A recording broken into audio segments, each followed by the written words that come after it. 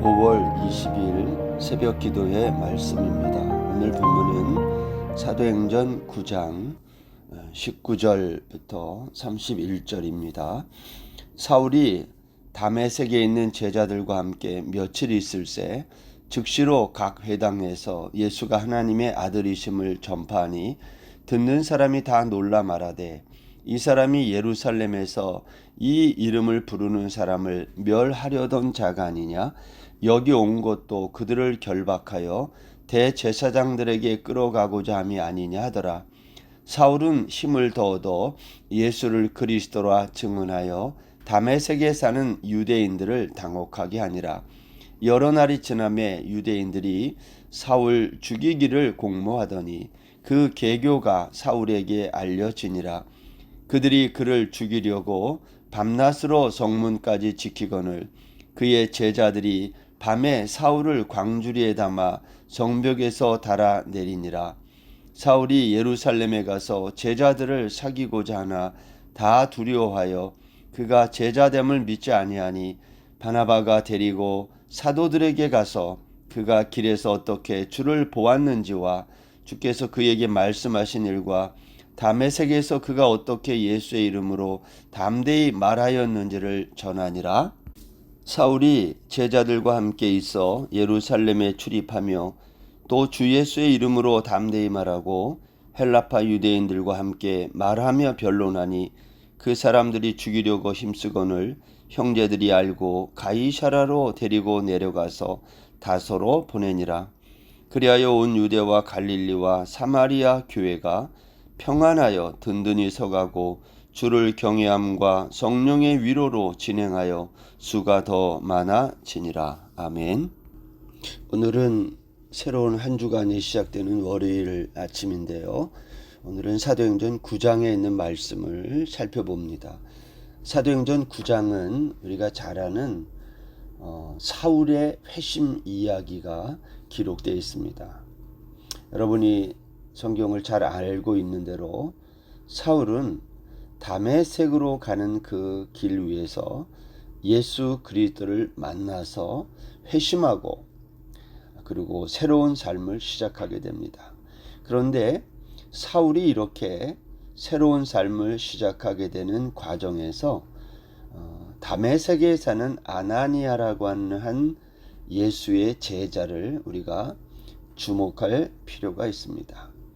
우리 사울이 길 가다가 하늘에 밝은 그 빛으로 말미암아 눈이 이제 멀게 되잖아요. 그리고 사울은 그때부터 볼 수 없게 되고 성경에 보면 사흘 동안 보지도 못하고 먹지도 마시지도 못하게 됩니다. 그때 이제 다메섹에 사는 예수 그리스도를 믿는 아나니아라고 하는 제자가 있었는데 주님이 환상 중에 아나니아를 불러서 말씀하시기를 너는 일어나 직가라고 하는 거리에 가서 유다의 집에서 다섯 사람 사울이라 하는 사람을 찾으라 그랬어요. 그가 기도하는 중이다. 아나니아가 이렇게 대답합니다. 주여, 이 사람은 내가 여러 사람들에게 들었는데 그가 예루살렘에서 주의 성도에게 적지 않은 해를 끼친 사람입니다. 그가 여기에서도 주의 이름을 부르는 모든 사람을 결박할 권한을 대제사장들에게 받았다고 했습니다. 이 말은 무슨 말이죠? 아나니아가 그 사울이라고 하는 사람에게 가면 안 된다는 거죠. 갈 수 없다는 거죠. 그때 주님이 이렇게 말합니다. 가라.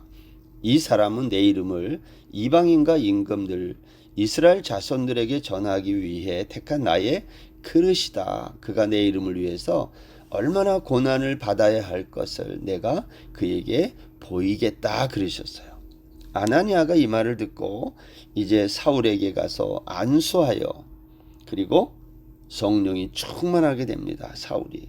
그리고 그때 즉시 사울의 눈에서 비늘 같은 것이 벗어지면서 다시 보게 되고 일어났을 때 세례를 받고 그리고 음식을 먹고 강건하여졌다.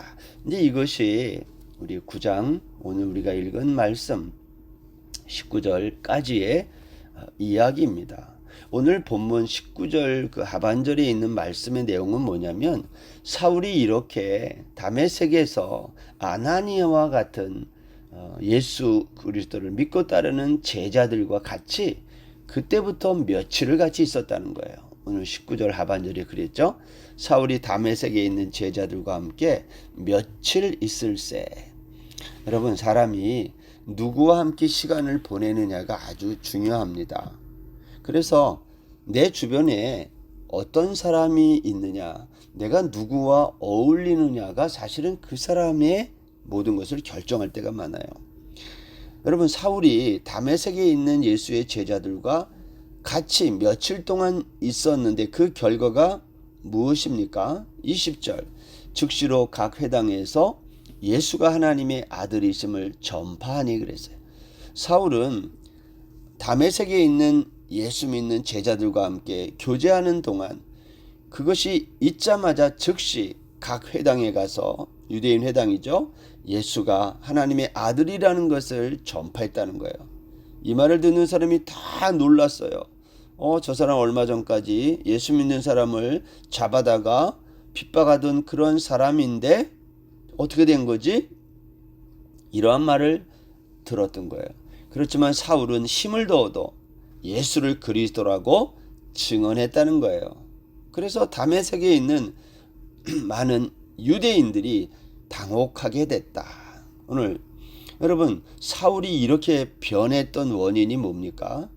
다메섹에 있는 예수의 제자들과 함께 있었던 그 며칠 동안 그가 예수 그리스도를 다메섹 도상에서 만났던 그 사건 이후에 그러한 과정을 통해서 사울은 전혀 다른 사람이 되고 마른 거예요. 그리고 오늘 23절에 보면 여러 날이 지남에 유대인들이 사울 죽이기를 공모했다 그랬어요. 여기 여러 날이 지남에라는 이 말은요, 우리가 생각하는 며칠 동안의 그 기간을 말하는 것이 아니고 갈라디아서 1장 17절에 가면 여기에 이런 말이 있어요. 또 나보다 먼저 사도된 자들을 만나려고 예루살렘으로 가지 아니하고 아라비아로 갔다가 다시 다메섹으로 돌아갔노라. 그 후 3년 만에 내가 게바를 방문하려고 예루살렘에 올라가서 그와 함께 15일을 머무는 동안에, 이런 말이 나와요. 여기 보면 사울이요, 예수 그리스도를 다메섹 도상에서 만난 이후에 예루살렘에 가지 아니하고 어디 갔다고 말하냐면 아라비아로 갔다가 다시 다메섹으로 돌아왔다고 그랬어요. 그러니까 여기 23절에 여러 날이 지남에, 이 말은 사울이 아라비아에 갔다가 돌아온 그 시간을 우리에게 암시하고 있어요. 그런데 아라비아에 갔다가 돌아온 사울은 어떤 사람이 됐어요? 유대인들에게는 원수가 된 거예요. 왜냐하면 자기들을 공격하는 예수의 제자가 된 거거든요. 그래서 유대인들이 사울 죽이기를 공개적으로 의논했다. 오늘 성경이 그렇게 말을 합니다. 이 사실이 사울에게 알려지자 이 사울을 따르는 사람들이, 제자들이라고 오늘 25절에 그렇게 되어 있어요. 그의 제자들이, 그러니까 그 사이에 사울을 추종하는 제자들이 벌써 생긴 거예요. 그의 제자들이 밤에 사울을 광주리에 담아 성벽에서 달아 내려 보냈다. 도망가게 했다는 거예요. 왜냐? 위험하니까. 여러분, 사울이 이렇게 이제 그 다메섹 성에서 밤중에 몰래 이렇게 도망 나온 다음에 사울이 간 곳이 어디입니까? 이제는 예루살렘에 간 거예요. 예루살렘에 왜 갔어요? 제자들을 사귀고자 한 거예요. 내가 변했다. 옛날의 사울이 아니다. 근데 다 두려워하는 거예요. 왜냐하면 사울이 예수의 제자 된 것을 사람들이 믿지 않아요. 그러겠죠? 갑자기 사람이 이렇게 바뀌었는데 누가 그걸 쉽게 받아들이겠어요? 이거 쉬운, 사람들이 받아들이기가 어려운 것입니다. 그때에 여기 27절에 보면 바나바라고 하는 사람이 등장합니다. 27절 보세요. 바나바가 데리고 사도들에게 가서 그가 길에서 어떻게 주를 보았는지와 주께서 그에게 말씀하신 일과 다메섹에서 그가 어떻게 예수의 이름으로 담대히 말하였는지를 전하니라. 여러분, 바나바가 누구입니까? 바나바는 유무상통하던 예루살렘 교회 공동체가 인정했던 사람이에요. 이 바나바라는 이름의 뜻이 위로의 아들인데요. 얼마나 많은 사람들에게 힘이 되고 격려가 되었는지 그의 이름이 바나바였어요. 이제 사울은 바나바의 소개로 예루살렘에서 제자들과 함께 이제 하면서 출입했다고 성경이 증거합니다. 여러분, 바나바라고 하는 한 사람이 가진 이미지의 능력이죠. 바나바가 아니었다면 사울이 예루살렘 교회 공동체에서 이렇게 함께 할 수 있겠습니까? 그거 어려울 거예요. 여러분, 이미지라고 하는 거, 바나바라고 하는 한 사람 때문에 사울이 예루살렘 교회 공동체에 함께 있을 수 있었다. 저는 여기에 바나바라고 하는 사람의 이미지에 주목하고 싶어요. 이미지라고 하는 것은요, 하루아침에 만들어지지 않아요. 마치 사울이 유대교 랍비였던 사울이 예수 믿는 자들을 잡아 옥에 가두고 죽이고 했던 그 사울이 예수님 만나고 완전히 사람이 180도로 변해서 예수가 하나님의 아들이다, 하나님이다 아무리 외쳐도 사람들은 그 사울의 말을 듣지 않았어요. 오히려 두려워했다는 거예요. 왜냐하면 저 사람이 얼마 전까지 예수 믿는 사람들을 잡아서 죽였던 사람인데, 이미지라는 것은요, 하루아침에 바뀌지 않아요. 그거랑 똑같이 여기 예루살렘의 바나바라고 하는 이 한 사람, 위로자라고 하는 이름을 가지고 이미지를 갖고 있는 이 사람의 역할, 이 사람의 한마디가 많은 사람들에게 사울을 받아들이도록 만들었다는 거예요. 한 지역에 오래 살면서 그 지역 사람들에게 인정받고 존경받는 게 중요한 이유입니다. 저는 태국 한인교회가 이 방콕 땅, 태국 이 한인 사회에서 이 많은 사람들에게 어떤 이미지를 갖고 있으며 어떤 이미지를 만들어가고 있느냐가 중요하다고 생각해요. 여러분, 사람들에게 전도할 때에 태국 한인교회라고 하는 좋은 이미지가 있지 않고는 이게 전도가 어려운 거 아닙니까? 오늘 바나바가 그 역할을 했던 것입니다. 그런데 여러분, 여기 오늘 29절에 보면 사울이 이렇게 예수의 제자들과 함께 예루살렘에 출입하고 또 예수의 이름으로 담대히 말하고 그럴 때에 헬라파 유대인들과 함께 변론했다는 거예요. 그런데 그 헬라파 유대인들이 사울을 죽이려고 힘썼다 그랬어요. 왜 헬라파 유대인들은 사울을 죽이려고 힘썼을까요? 여기 나와 있는 헬라파 유대인들은요, 사도행전 6장을 기점으로 해서 예루살렘 교회는 히브리파 유대인에서 헬라파 유대인으로 그 중심축이 옮겨져 가고 있었어요. 헬라파 유대인들은 히브리파 유대인들이 하지 못하던 이방인 전도에 앞장선 사람들이에요. 스데반 집사, 빌립 집사를 선두로 해서 헬라파 유대인들은 예루살렘과 온 유대 사마리아 땅끝까지 이르러내 증인이 되라 하신 주님의 지상 명령에 순종했던 사람들이에요.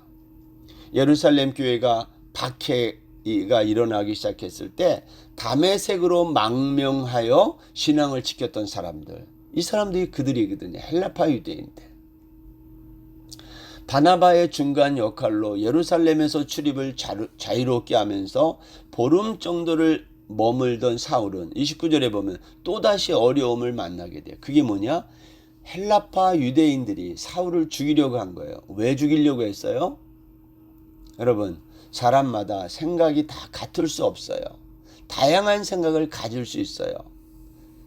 여러분, 헬라파 유대인들은 사울과의 변론에서 말을 해보니까 자기들이 이길 수 없음을 알았던 거예요. 왜냐?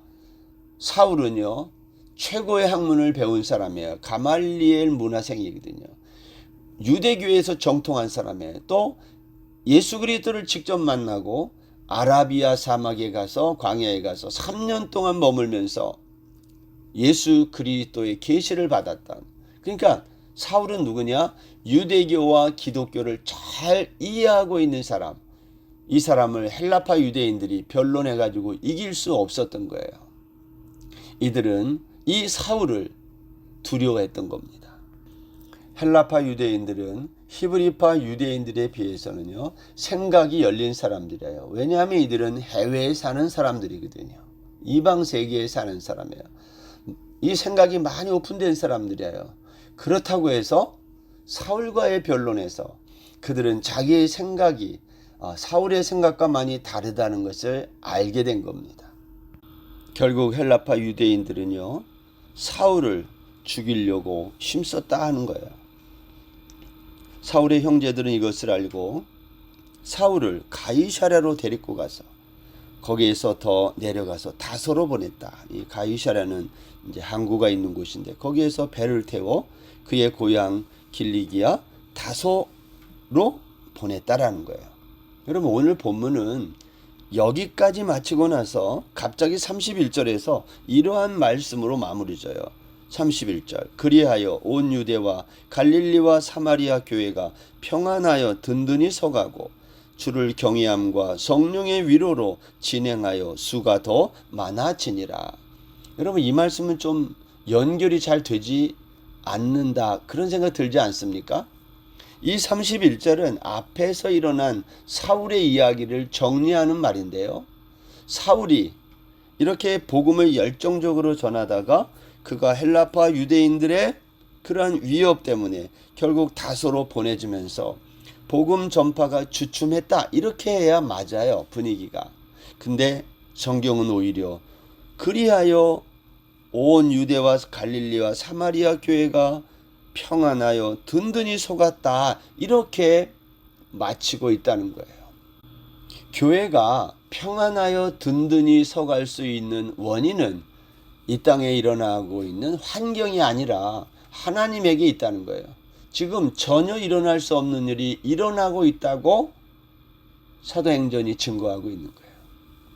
교회가 평안하고 든든히 서갈 수 있는 이유는 환경에 있지 않고 오직 주님에게만 달려있다, 그렇게 성경이 말하는 겁니다.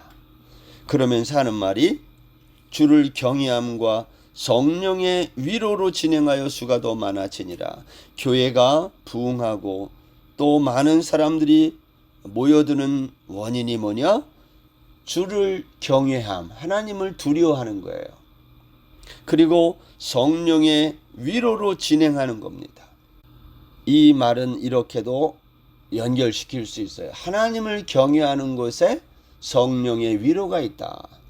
두려워할 자를 두려워하지 않는 자에게는 성령의 위로가 없다, 그런 말이에요. 우리 교회가 2012년, 지금부터 한 10여 년 전에 이 말씀을 표 삼아 한 해를 지내왔던 적이 있어요. 평안하여 든든히 서가는 교회. 하나님은요, 우리가 전혀 기대하지 않는 방법으로 교회를 세워간다는 걸 기억하시기 바랍니다. 하나님의 교회는 하나님의 방법으로 세워가요. 사울이라고 하는 사람을 등장시켰지만 그 사울이 있을 때 부흥하고 없으면 쇠하는가? 그렇지 않다는 거예요. 하나님의 교회는 사람들과는 전혀 관계없이 하나님의 방법으로 든든히 세워져 간다. 그것을 오늘 사도행전 9장 이 마지막 31절 말씀이 우리에게 가르치고 있어요. 오늘 하루도 하나님의 방법으로 세워지는 태구한인 교회를 묵상하는 거룩한 하루 되시기를 주의 이름으로 축원합니다. 기도하겠습니다. 하나님 아버지, 핍박했던 자가 주의 종이 되어 예수가 하나님이라고, 예수가 그리스도라고 증언하는 이 사울의 모습을 봅니다. 사울이 헬라파 유대인들에게 핍박을 받아 다소로 보내졌음에도 불구하고 교회는 평안하고 든든히 서가는 모습을 통해 하나님의 교회는 하나님의 방법으로 세워진다는 것도 깨닫습니다. 하나님, 오늘도 태구한인교회가 하나님의 방법으로 세워지는 거룩한 교회 되게 하여 주옵소서. 예수님의 이름으로 기도드립니다. 아멘. 오늘 하루도 평안하세요.